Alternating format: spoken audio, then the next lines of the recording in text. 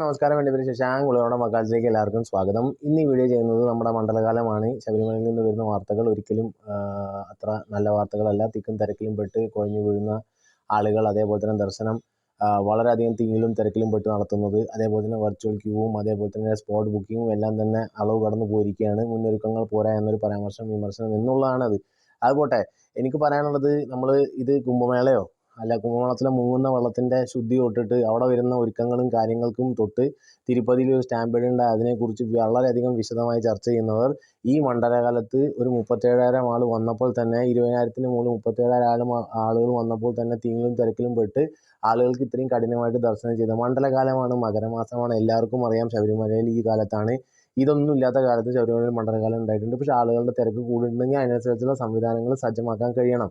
നമ്മൾ വെറുതെ എന്താ വെച്ചാൽ ഇതൊരു ഗതികേടാണ് കേട്ടോ. ഇതൊരു ഗതികേടിൻ്റെ കാലമാണ്. ആ ഗതികേട് എന്ന് പറയുന്നത് പണ്ടാണെന്നുണ്ടെങ്കിൽ അവർക്ക് രാഷ്ട്രീയപരമായിട്ട് ഇതിനെ മാറ്റാൻ പറ്റില്ല. ഇപ്പം എന്താ വെച്ചാൽ രാഷ്ട്രീയപരമായിട്ട് ഇതിനെ മാറ്റാം. കാരണം ഹിന്ദുക്കളുടെ ഇടയിൽ തന്നെ കുങ്ങികൾ, കമ്മികൾ, സംഘികൾ എന്ന് പറഞ്ഞുകൊണ്ട് നമ്മളിങ്ങനെ വ്യത്യസ്തമായി നിൽക്കുന്നത് കൊണ്ട് തന്നെ സംഘികളുടെ പേര് പറഞ്ഞുകൊണ്ട് കുങ്ങികളെയും കമ്മികളെയും അവർക്ക് താഴ്ത്താം. അവർക്ക് കൊള്ള നടത്താം.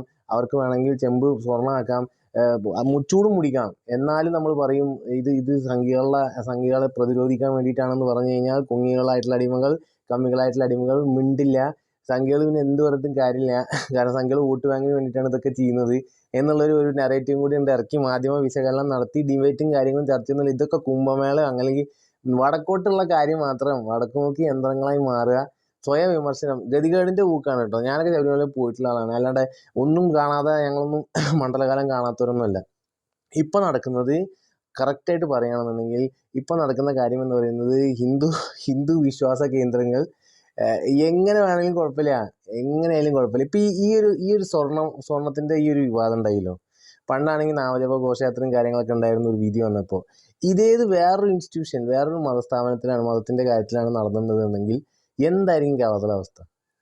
ഇതേ ഒരു തട്ടിപ്പും തിരുമതിയും നടത്തുന്നതായിരുന്നു എന്തായിരിക്കും അവസ്ഥ? ഈ ഒരു ഗതികേട് വേറെ ഒരു വിശ്വാസത്തിനും വരാത്തത് എന്തുകൊണ്ടാണ്? എന്തുകൊണ്ടാണ് നമുക്ക് ഇത്രയും ഗതികെട്ട് പോയി ഭഗവാനെ കാണേണ്ടി വരുന്നത്? ഈ ഒരു ദുരിതാവസ്ഥയ്ക്ക് എന്താണ് മാറ്റം വരിക? നിങ്ങളുടെ രാഷ്ട്രീയം എന്തായിക്കോട്ടെ, നിങ്ങൾ കട്ടുമുടിക്കാണ്ടിരിക്കുക, നിങ്ങൾ ആർക്ക് വോട്ട് ചെയ്യുക, നിങ്ങൾ വർഗീയ തൊലക്കാണ്ടിരിക്കട്ടെ. ഭഗവാനും അവിടെ വരുന്ന വിശ്വാസികളും അവർ കാണിക്കപ്പെടാത്തിലിടുന്ന പണം കൊണ്ടാണ് അത് നടക്കുന്നത്, അവിടെ തൊഴിൽ നടക്കുന്നത്. ആ മനുഷ്യജീവനൊന്നും വിലയില്ലേ ഭായി. എന്നിട്ട് നിങ്ങൾ പറയും 20,000 പേരുടെ വെർച്വൽ 37,000 വന്നു. ഭക്തജനങ്ങൾ വരും, അവർക്ക് വരാനുള്ള സമയമാണിത്. എല്ലായിടത്തും നിങ്ങൾക്ക് നിയന്ത്രണവും കാര്യങ്ങളല്ല, സജ്ജീകരണങ്ങൾ കൂട്ടണം, വികസനം കൂട്ടണം. അല്ലാണ്ട് കണ്ട മലയും ഇടുക്കൊക്കെ കയ്യേറി വല്ലവർക്കും പട്ടയം കൊടുത്തിട്ടുണ്ടെങ്കിൽ അത് നോക്കണം. ഈ ഒരു അവസ്ഥ വളരെ ദുരവസ്ഥയാണെന്ന് വളരെ സങ്കടത്തോടെ പറഞ്ഞു.